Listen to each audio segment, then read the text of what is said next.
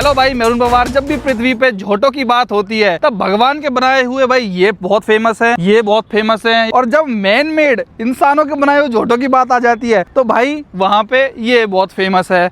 मतलब आज के टाइम में भाई कितने भी स्कॉर्पियो एन आ जाए, कितना भी कुछ मार्केट में आ जाए, इसकी होड़ नहीं हो पा रही है भाई किसी की भी। असली झोटा इसको कहते हैं। जहां पे सारी कंपनियां कह रही हो कि भैया हम सिर्फ पेट्रोल बेचेंगे, हाथ जोड़ लिए डीजल से, वहां पे आज भी महिंद्रा 20 लाख रुपए से नीचे आपको ऐसी लुक्स और ऐसी पावर डिलीवर कर रहा है कि हर बंदा सलाम ठोकता है। हवाबाज पॉलिटिशियन सबकी पहली पसंद होती है स्कॉर्पियो एन, खासकर रूरल इंडिया में। अब ये लेटेस्ट 2026 में कुछ इन्होंने अपडेट्स भी करे हैं गाड़ी के अंदर। इसके अंदर जो पहले कमियां थी वो बहुत ज्यादा सुधार दी हैं। अब इसको भी थोड़ा सा मॉडर्न वाला टच गाड़ी के अंदर दिया है, वरना 2025 में गाड़ी बड़ी सूखी सूखी सी अजीब सी फील होती है। अब इस गाड़ी के अंदर नया ESP डाल दिया है, इलेक्ट्रॉनिक स्टेबिलिटी कंट्रोल जिससे बोलते हैं, जिसकी हाई नीड थी भाई, जिसकी वजह से गाड़ी बदनाम थी ना, झूलती है, वो इसके अंदर चेंजेस कर दिए हैं। और काफी कुछ इन्होंने फीचर्स बढ़ाए इस गाड़ी के अंदर, जो आज हम 2026 वाली नई स्कॉर्पियो क्लासिक अभी ब्रांड न्यू वाली में आज की नई जनरेशन में क्या क्या आपको मिलता है आज की वीडियो में पूरी बात करेंगे। लेकिन उससे पहले सबसे पहले प्राइसिंग की बात कर लेते हैं, अवेलेबिलिटी की बात कर लेते हैं। इस गाड़ी की प्राइस लगभग 18 लाख रुपए एक शोरूम है। ऑन रोड आते आते आपको हरियाणा में 19 लाख से लेकर 20 लाख के बीच में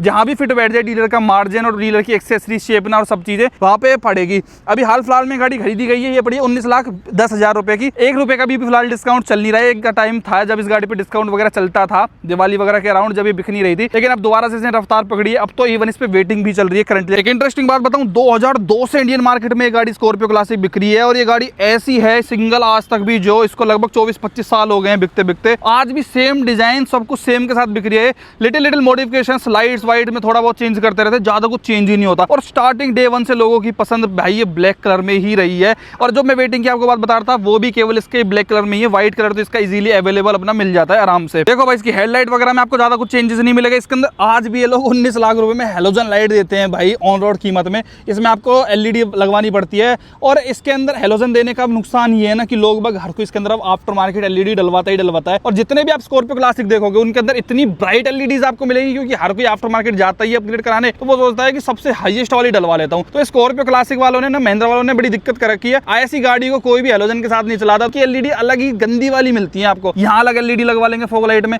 यहाँ अलग लगवा लेंगे, तो बहुत ज्यादा गंदा थ्रो होता है दूसरे पैसेंजर्स के लिए। इनको तो स्वाद आता है LED लगवा के, लेकिन भाई हाई बीम पे चलाते हैं ना तो बहुत इरिटेशन होते हैं सामने वाले व्हीकल को। यहाँ पे अपना बोनट स्कूप मिल जाता है आज भी इसके अंदर, जो कि प्रॉपर एयर इनटेक के लिए काम आता है। यहाँ पे आपको इस तरीके की ग्रिल मिलती है जहाँ पे क्रोम डाल रखा है थोड़ा बहुत। मॉडर्न फीचर्स के नाम पे यहाँ पे केवल आपको DRL मिल जाती है। और यहाँ पे इंडिकेटर आता है भाई इसका। ये आप देख रहे हो भाई 209 mm की ग्राउंड क्लियरेंस है। यही एक रीजन है कि ये जो रूरल इंडिया है, खराब रास्ते वाले रोड्स हैं, गाँव देहात है, इतनी ज्यादा बिकती है कि 209 mm का ग्राउंड क्लियरेंस आपको 19 लाख से नीचे। यार 19 लाख में आता क्या है? क्रेटा सेल्टोस के अलावा मार्केट में एक ऐसा ऑप्शन बता दो मेरे को जो प्रॉपर SUV वाली फील आपको ऑफर कर रही हो, जो इतनी ऊंची इतनी बड़ी दिख रही हो, जिसमें आप अपना पूरा कुनबा ठूस सकते हो। तो इस गाड़ी के बारे में एक खास बात ये भी है कि इसके अंदर कंफर्ट भी बहुत तगड़ा मिलता है आपको। क्योंकि अब कंफर्ट और बहुत तगड़ा का मैच नहीं हुआ ना, इसके अंदर कैप्टन सीट्स है भाई। बहुत रेयरली लोग लेते हैं इसको। आओ एक बार मैं आपको दिखा देता हूँ पहले स्टार्टिंग में, क्योंकि वो मेरे को भी बड़ा इंटरेस्टिंग लगा इसके अंदर। ये देखो, कैप्टन सीट्स वाली आजकल लोग बहुत कम लेते हैं, लेकिन जो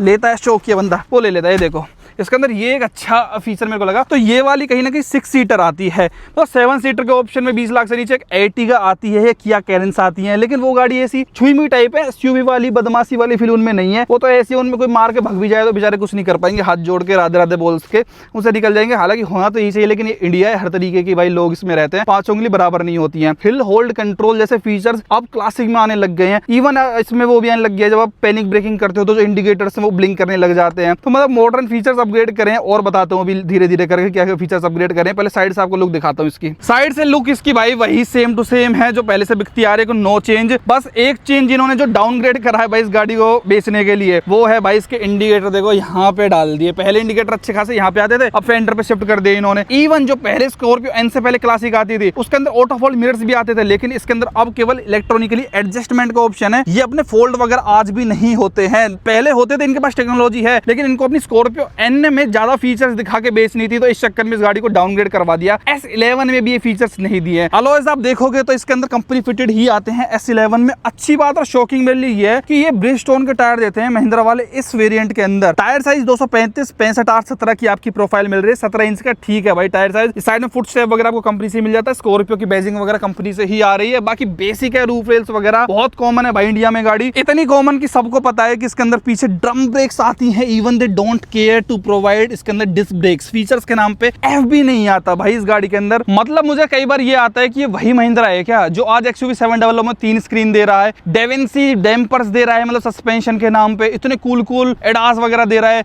और इस गाड़ी के अंदर एडास वेडास छोड़ो, ये बेसिक डिस्क ब्रेक्स भी देने की यहाँ पे वो नहीं सोचते कि डिस्क ब्रेक्स तो देते हैं इस गाड़ी के अंदर। अच्छा मैंने एक चीज और देखी है भाई, इन जो स्कॉर्पियो लवर्स है इनके बीच में S11 से मोस्टली लोग खुश भी नहीं रहते हैं। महिंद्रा वालों ने ना ये वाली गाड़ी बेचने के लिए, N वाली बेचने के लिए इनके साथ बेचारों के साथ नाइंसाफी कर रखी है।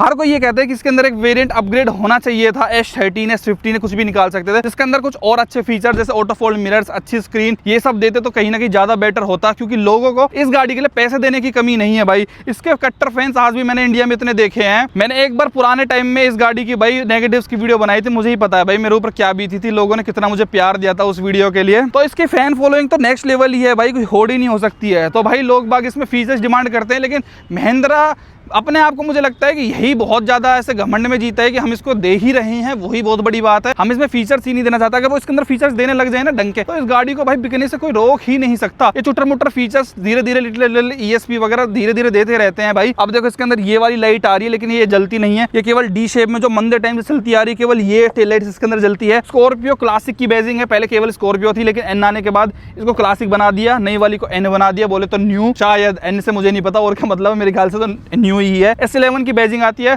इसमें जो बेस मॉडल आता है उसमें लगभग 4-5 लाख रुपए का डिफरेंस है। उसके अंदर ना अलॉयज आते हैं, ना स्टीरियो आता, उसके अंदर तो बिल्कुल कुछ भी नहीं आता है। इवन ये जो बम्पर है वो भी पेंटेड नहीं आते हैं। तो जिनको मतलब पैसा खर्च करना होता है, जिनको यही चाहिए क्लासिक, वो S11 ले लेते हैं। और खासकर ज्यादातर यही बिकता है। इसमें वेटिंग की भाई अंधाधुंध लेवल की रहती ही है। इवन भाई महिंद्रा इसके अंदर कैमरा भी नहीं देती है टॉप मॉडल में भी, ये आपको आफ्टर मार्केट बाद में डलवाना पड़ता है भाई यहाँ पे। हालांकि इसकी प्लेसमेंट अच्छी खासी हो जाती है इसके नीचे। यहाँ पे चढ़ने के लिए मजबूत चीज दे रखी है, इसमें कोई दिक्कत नहीं है। 2 रिवर्स पार्किंग सेंसर आपको सेफ्टी के नाम पे यहाँ पे मिल जाते हैं, और एक यहाँ पे टोइंग के लिए हुक भी दे रही है भाई महिंद्रा यहाँ पे। ये भी मजबूत है, चेसी में इंटीग्रेटेड है, तो ये कोई दिक्कत नहीं करता। यहाँ पे क्रेट खिंच जाती है गाड़ी, कल को आपकी फंस जाए तो। और इसके अंदर एक स्टील रिम दिया जाता है भाई, ये अपना स्पेयर व्हील के तौर पे। और चेसी वगैरह तो इसकी मजबूत है ही भाई, अपना नॉर्मल आपको एकदम से सस्पेंशन मिल रहे हैं इसके अंदर। अच्छी बात है, कमानी नहीं दे रहे हैं, वरना भाई पता चले अगले साल अपडेट के नाम पे इसके अंदर कमानी फिट कर दे तो बुरा नहीं होगा। वाइपर है, डिफोगर है, और तो ज्यादा कुछ इसके अंदर खास मिलता नहीं है भाई।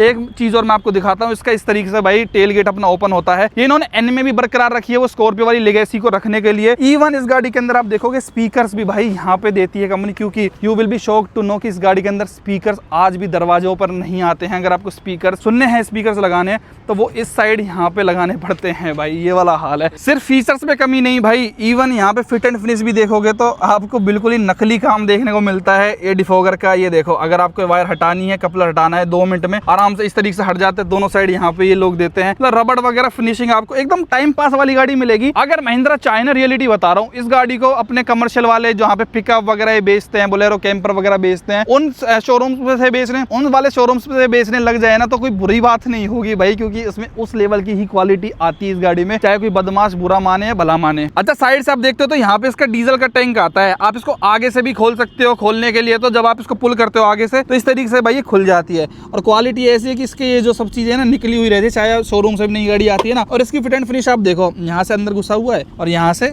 ऊपर है भाई। इन लोगों को जो इसको खरीदते हैं ना, उनको फिट एंड फिनिश वगैरह से मिल के मतलब ही नहीं रहता। और इनको पता है भाई इलेक्ट्रॉनिक्स हमारे कितने खराब होते रहते हैं। अगर ये खराब भी हो जाए और डीजल आपको डलवाना ही है, तो इन्होंने यहाँ पे भी सिस्टम दे रखा है, इसको आप पुल करो तो अपने इस तरीके से खुल जाता है। I don't know the logic behind इसकी 2 जगह देने का क्या सेंस है, या तो आगे से जब दे रखा है तो यहाँ से पता नहीं क्यों है। और एक यहाँ पे भी आपको बद्दी मिलती है इसके अंदर, जब आप इसको पुल करते हो तो आप यहाँ से इसके अंदर DEF यानी कि यूरिया डलवा सकते हो। इस गाड़ी ने क्या क्या नहीं देखा बेचारी, 2002 में कैसे लॉन्च हुई थी, और आज जब 2026 का टाइम है तो इसको urea, DEF, maxi clean engine क्या क्या डलवाना पड़ता है, उसके लिए आपको यहाँ से टैंक खोलना पड़ता है। तो 2 टैंक इसके अंदर दे रखा है। हालांकि फ्यूल इसका DF टैंक बड़ा है, आराम से 10,000 किलोमीटर तक खींच जाता है। हाई स्टॉप लैम्प भी इसका यहाँ पे आता है भाई। XUV9E B6 बनाने वाली कंपनी ये सब काम भी करती है भाई, सोच के भी थोड़ा सा वो आता है। यहाँ पे इसका स्पॉइलर आता है। एक चीज हो रहा है, आपको ऐसे हरियाणा में तो बहुत ज्यादा अपने दादा परदादाओं के नाम लिखे हुए मिलेंगे। जो भी स्कॉर्पियो क्लासिक वगैरह लेते हैं ना, सबसे पहला काम ही वो लोग यही करवाते हैं। और भाई ये स्कॉर्पियो केवल एक ऐसी गाड़ी जिसके अंदर भाई छठा टायर भी आता है। चाबी देखो भाई अब आप स्कॉर्पियो क्लासिक की, इन्होंने ये चीज तो अपग्रेड करी है कि ये Mahindra Scorpio and Thar rocks, Thar, इनका कुछ भी लो आप एक्सयूवी वगैरह, सेम चाबी ही मिलती है, लोकल लॉक का बटन और यहाँ से अपनी लाइट जला सकते हो। और ये चीज केवल एक कॉमन है इनकी सब गाड़ियों के बीच में, अन्यथा तो सब कुछ सेम ही दे रहे हैं। स्कॉर्पियो क्लासिक के बारे में एक खास बात और बताऊं, ये गाड़ी आज भी लेडरॉन फ्रेम है,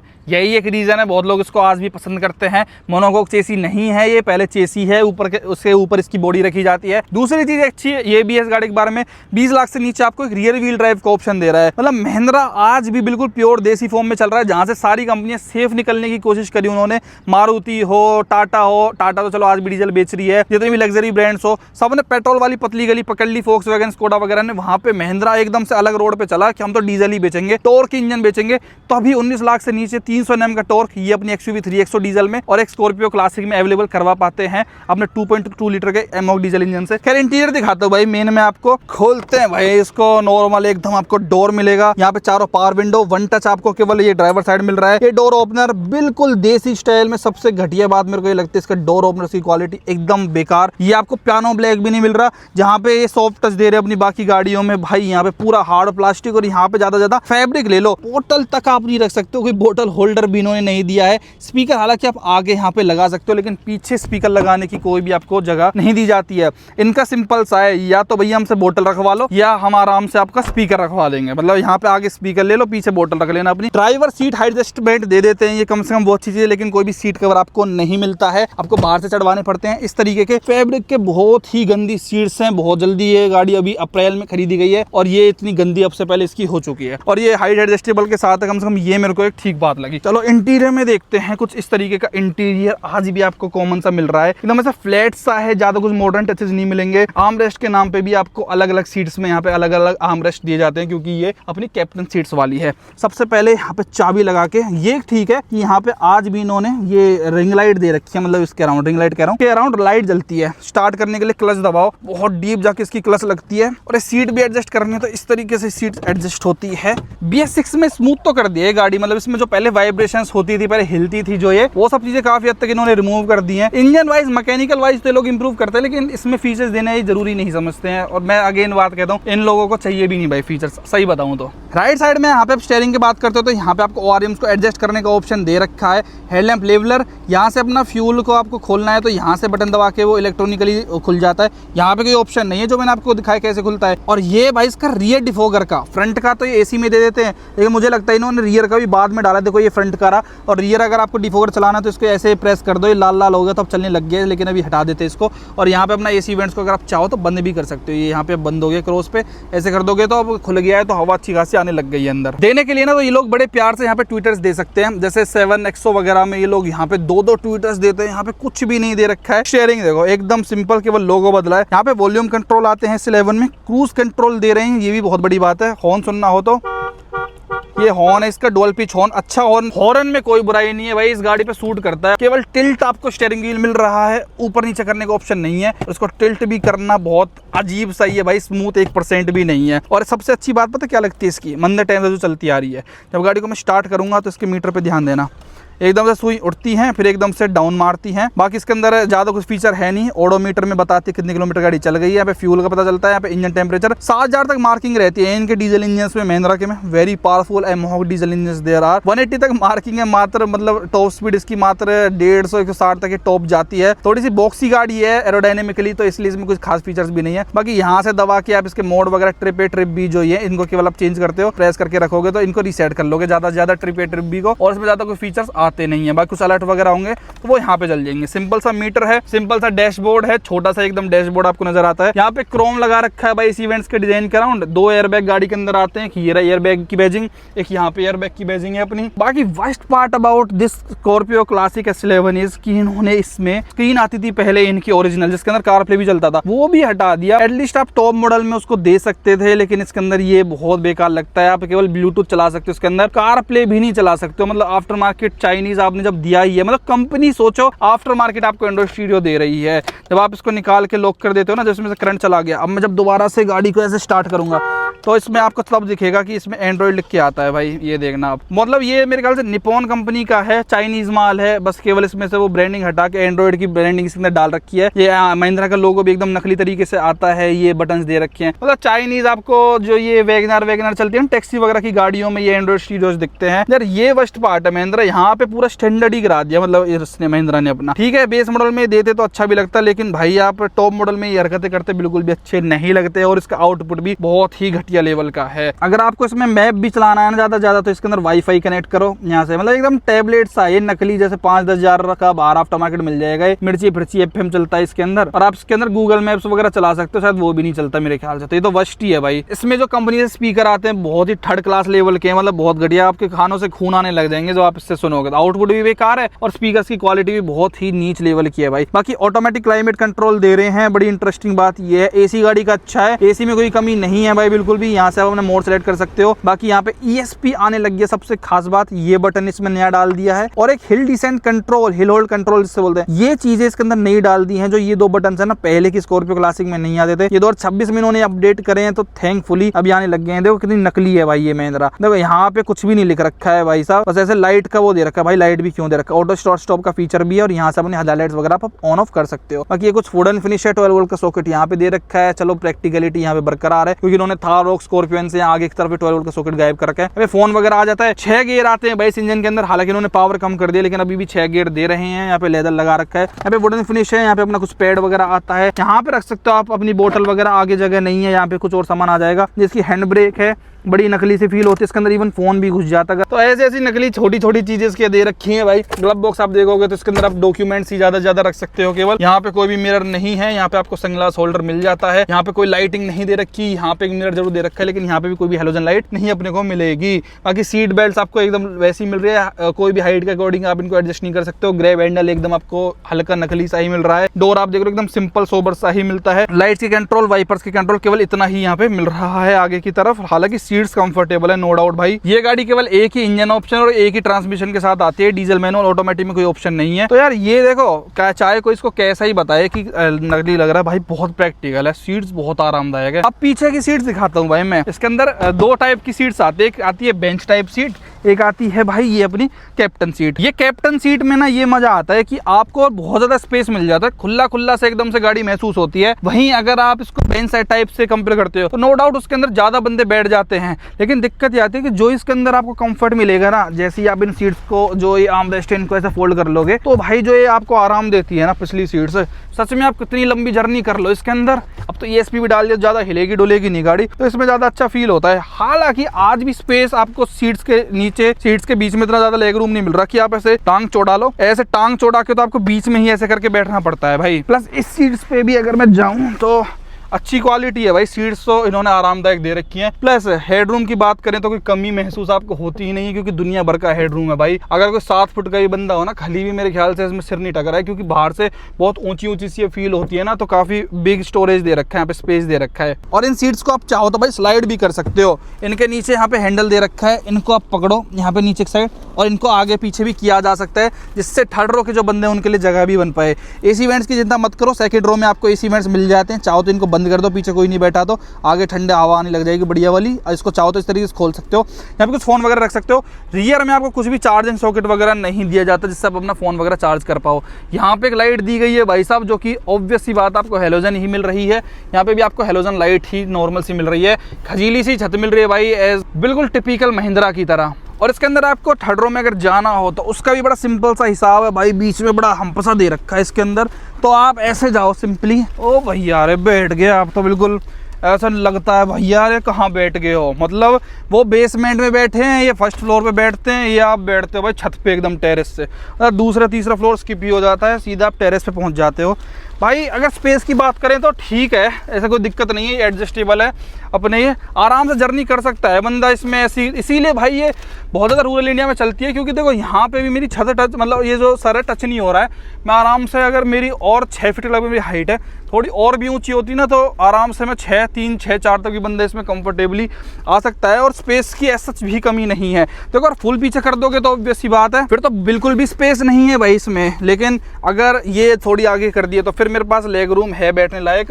लेकिन ये बार बार नीचे क्यों हो रहा है, ये पूरा ऊपर भी नहीं उठ सकता क्योंकि यहाँ पे पीछे ये अड़ जाता है ना भाई। और इतने बड़े बड़े ग्लासेस दे रखे हैं आपको, ये भी टेंशन नहीं होगी 1% भी घुटन हो रही है कुछ भी हो रहा है। और ये ग्लासेस अपने खुल भी जाते हैं, इस तरीके से इसमें सिस्टम देती है कि आपको घुटन हो रही हो, उल्टी आ रही हो तो इनको आप खोल लो इस तरीके से भाई। ये तो मंदे टाइम से इनका फीचर आ रहा है, अच्छा लगता है ये। हालांकि सेफ्टी देखो भाई, महिंद्रा की 0 स्टार रेटेड गाड़ी है लेकिन स्टिल आपको भाई सीट बेल्ट आज भी ये दे रही है। यहाँ पे आप अपना सीट बेल्ट लगा के मस्त अपना सफ़र कर सकते हो। ये देखो ठडरों में भी आप सीट बेल्ट लगाओ, लेकिन पलटी तो मरोगे जरूर भाई, भगवान ना करे किसी के साथ हो ये।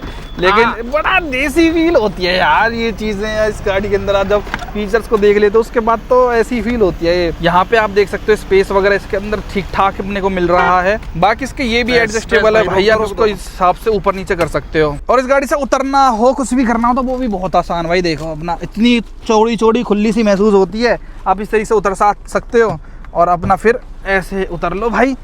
ये देखो मस्त है यार, इसमें कहीं बैठ के ट्रैवल करो दादाओं वाली फील तो आती है। अपने आप में ही वो डोपामिन रिलीज हो जाता है कि यस मैं बदमाश हूँ, मैं गुंडा हूँ, कोई भी भिड़ लो, कोई भी छित लो, आ जाओ, ऐसे वाली वाइब आती है इसमें। और इससे बदमाशी भी इसलिए लोग करते हैं क्योंकि देसी एकदम गाड़ी है, कोई फीचर्स के नाम पे इसमें कुछ खराब भी नहीं होगी। इवन सीट्स बेल्ट भी ऐसी हैं, सीट्स भी ऐसी हैं कि बस बंदे ठूस और भरो, किसी को भी मारने कूदने चलना हो तो चल दो। वो वाला है, फीचर्स देने ही महिंद्रा को भी नहीं देने और इसके कस्टमर्स को भी नहीं चाहिए भाई। रियलिटी बता रहा हूँ, इसके कस्टमर्स को इस गाड़ी के अंदर फीचर्स चाहिए ही नहीं, इलेक्ट्रॉनिक्स के नाम पे ई चाहिए ही नहीं। क्या करना है फीचर्स का उनके, यहाँ पे भाई केवल आपका फ़ोन रखने का स्टोरेज है अपना। बाकी एक आपको सीट यहाँ पे बार विंडो मिल जाती है पिछले इसमें S11 में, उसमें बेस मॉडल में तो ये सब चीज़ें भी नहीं आती भाई, वहाँ बीच में आते हैं। इसके अंदर वो दरवाजे को खोलने बोलने का और यहाँ पे फैब्रिक लगा के यहाँ पे महिंद्रा दे रहा है। मेन देखो बदमाशों को फीचर चाहिए ना चाहिए, पावर जरूर चाहिए होते भाई, भगानी है, ड्रिफ्ट मारनी है, कट मारनी है तो उनका क्या, तो you need not to worry भाई। इसके अंदर 2.2 लीटर का एमोक डीजल इंजन ये लोग देते हैं और साथ में इसके अंदर हाइड्रोलिक स्टड्स देते हैं। आज भी लुक एट दिस, कौन कहता है भाई फीचर्स नहीं दे रही महिंद्रा, देखो फीचर्स आज भी दे रहा है। ये 130 bhp निकालता है, पहले 140 bhp निकालता था, लेकिन एन आने के बाद जब डाउनग्रेड सब चीजें हुई तो उन्होंने फीचर्स कम कर दिए भाई। हेलोजन लाइट से पहले इसके अंदर एलईडी लाइट आती थी, बाद में ही हेलोजन करी थी। फेंडर से इंडिकेटर हटाने, ऑटो फोल्ड इंडिकेटर हटाने, स्टीरियो हटाना, ये सब फीचर पहले आते थे, बाद में इन्होंने हटाए ये। पहले इसको वेलकम टू स्कॉर्पियो ये बोलती भी थी, रिजर्व में मतलब फ्यूल कम होता था पहले बोलती थी, अब नहीं बोलती है। तो पावर 140 bhp थी, इसके अंदर 130 bhp कर दी। टॉर्क इसमें 300 Nm का आज भी दे रहे हैं ये लोग। रियर व्हील ड्राइव है गाड़ी, पावर ठीक ठाक है, स्मूथ कर दी है। हालांकि इंजन आप देखते हो तो काफ़ी शोर मचाता है, जब आप इसका हुड खोल देते हो काफ़ी हिलता भी है, काफ़ी वाइब्रेशंस भी आपको नज़र आती हैं। जब आप यहाँ पे इसकी मोटर वगैरह देख रहे हो, इसकी बेल्ट आप देखते हो, ये इसका DF वाला सिस्टम आप देखते हो और इसके अंदर इंसुलेशन भी महिंद्रा करके देता है, लेकिन वो भी ऐसी थोड़ी सी पुअर क्वालिटी के साथ जिससे अंदर की तरफ नॉइज़ ना जाए। और एक ही आपको वॉशर केबल मिलता है तो उसका पाइप आपको यहाँ पे देखने को मिल जाता है। तो मतलब सिंपल सोबर रिलायबल चीज़ ये यहाँ पे दे रहे हैं और एक ही वॉशर है जिसका पाइप मैं आपको अंदर से दिखा रहा था। तो यहाँ से अपनी विंडशील्ड क्लीन हो जाती है इस गाड़ी की, बस इतना ही कुछ आपको इस गाड़ी के अंदर मिलता है। इवन इतनी पावरफुल गाड़ी है, अगर आप इसको बंद भी कर देते हो तब भी भाई इसको ठंडा करने के लिए गाड़ी जोर मारती रहती है, हूँ ऐसे करके आवाज़ मारती रहती है, जैसे BMW मर्सिडीज की गाड़ियाँ देखो ठंडी होने के लिए चलती रहती है अगर आप बहुत ज़्यादा इसको भगा के और बदमाशी करके आए हो ना। बाकी सेफ्टी फीचर्स के बारे में मुझे बात करनी नहीं चाहिए, लेकिन भाई जो अपडेट्स हैं उनके बारे में बता देता हूँ। एक तो इसके अंदर ESC इलेक्ट्रॉनिक स्टेबिलिटी कंट्रोल या ESP इलेक्ट्रॉनिक स्टेबिलिटी प्रोग्राम जो भी आप कहना चाहो वो डाल दिया, हिल होल्ड कंट्रोल डाल दिया इसके अंदर। आप इसके अंदर पैनिक ब्रेक इंडिकेशन डाल दिया, वही पैनिक एकदम ब्रेकिंग करोगे तो वो इंडिकेटर से लुप करने लग जाते हैं। 2 इसके अंदर रिवर्स पार्किंग सेंसर और 2 एयरबैग आते हैं, ABS और EBD, इतना ही है भाई फीचर्स के नाम पे। इसके अलावा महिंद्रा सबसे राधे राधे बोल देती है और इसी के साथ मैं भी आपसे इस गाड़ी की वीडियो के लिए धन्यवाद करता हूँ, क्योंकि इसमें इससे ज़्यादा कुछ दिखाने के लिए है नहीं। कैसी लगी आपको स्कॉर्पियो क्लासिक 2026 कमेंट में जरूर बताना। वीडियो देखने लगा बहुत बहुत धन्यवाद, थैंक यू सो मच।